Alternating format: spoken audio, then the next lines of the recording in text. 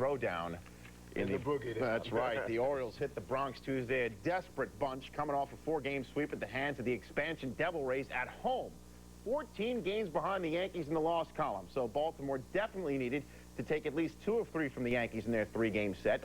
The last thing the O's needed to do was galvanize a team that's already off to a ridiculously hot start and coming off a perfect game. And speaking of coming off that perfect game, Derek Jeter was perfect in 14 games, having extended his hitting streak in the first inning, and in the bottom of the second game tied at 1 run on second for Jeter. Jeffrey Hammonds robs Jeter at the wall, rips up the wall, hits the wall, worthy of a second gander. Hammonds robs Jeter of a double, perhaps a triple, with a great catch. Top of the third, the O's up 2-1 on David Cone and load the bases against David Cone. And David Cone leaves one out over the plate for Harold Baines, who takes it right up the middle, base hit. Hammonds and Roberto Alomar come on down. The O's up 4-1. They take a 5-1 lead into the bottom of the fourth. Scott Brocious on second. Joe Girardi, base hit. Brady Anderson tells Brocious, those who are late do not get fruit cup. Willie Randolph, always aggressive in the third base coach's box. But the Yankees would be down just 5-4 in the 8th inning. 2 out, 2 on for Bernie Williams, and he takes Armando Benitez into the upper deck, no doubt about it.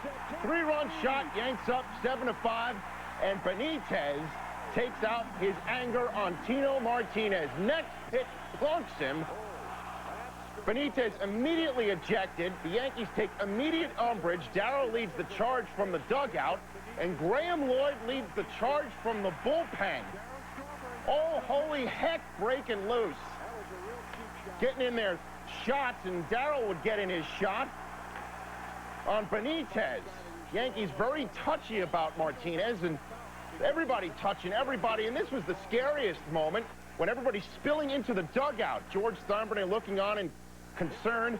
Calm was restored, and the first pitch after calm restored, Tim Raines tells the Orioles scoreboard. Takes Bobby Munoz deep and gone for a 2-run shot. The Yanks come back from a 5-1 deficit.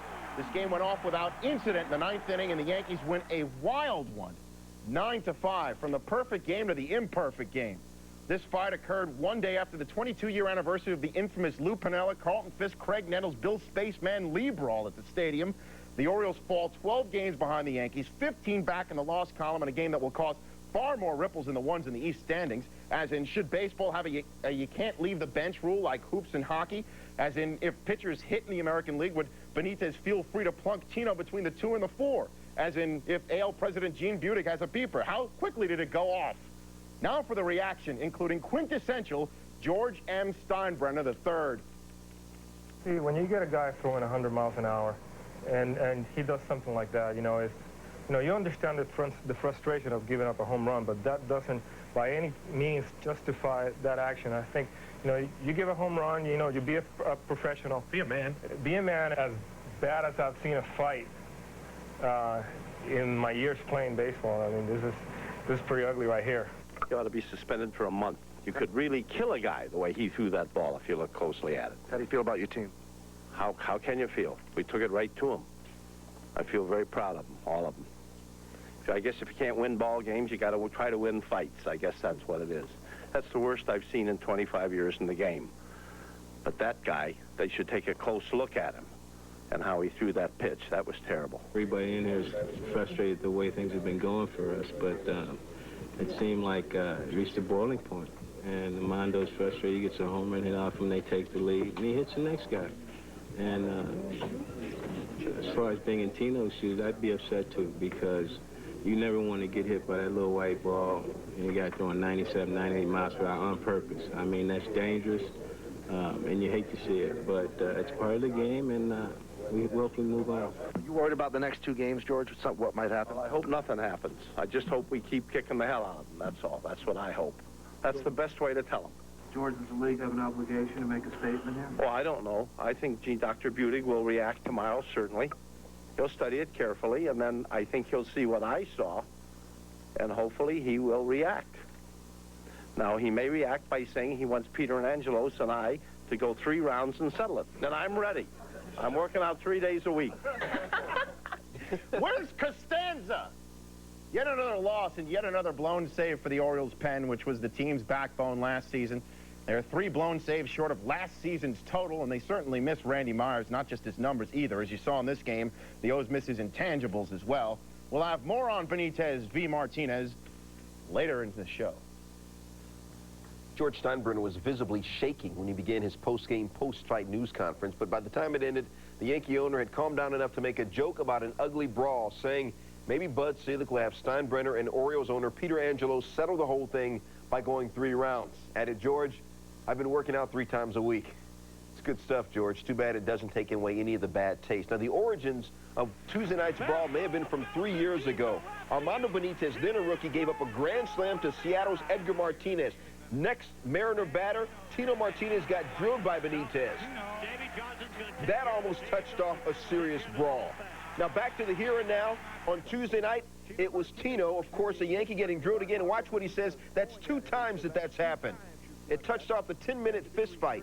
Afterward, the fight was over. The bad blood still simmered. Benitez, the skipper, was his defense attorney. Fight would have been very little had a couple people not come in and started throwing punches. And later in the fight, there was some cheap shots taken. But above and beyond all that, I think we've been going through a lot of things. A lot of people have been saying that we need more emotion, that we need to fire up a little bit more. And I think tonight was a coming together, hopefully, for this team. You know, we're just out there to defend. And I think what would put an end to this thing, have the pitcher get up there and hit one time. That's the downside to the DH. The pitcher gets a little braver when he doesn't have to get up there and face the music. You know, you got a guy on the mound that throws 100 miles an hour. You know, it's not funny throwing at someone. I don't think that's the first time he's hit Tino either. But that was just dumb. I thought it was a classless act committed by a guy who I understand has done things like this before. It has no part in the game with players being paid what they're paid. I guess maybe the best way to get rid of it is to do away with the DH. Has anything made you that mad in baseball? No, not before. Never. I feel as though I'm pretty mild-mannered. You don't know who Graham Lloyd high-five, but it's a way of saying, hey, you did right. You think we're going to have some good ratings Wednesday night? The rematch, Orioles-Yankees. Headlines are baseball doubleheader Wednesday night starting at 7:30. Then at 10:30 Eastern, rising star Ben Grieve and the A's take on the Angels. Wednesday night right here on ESPN.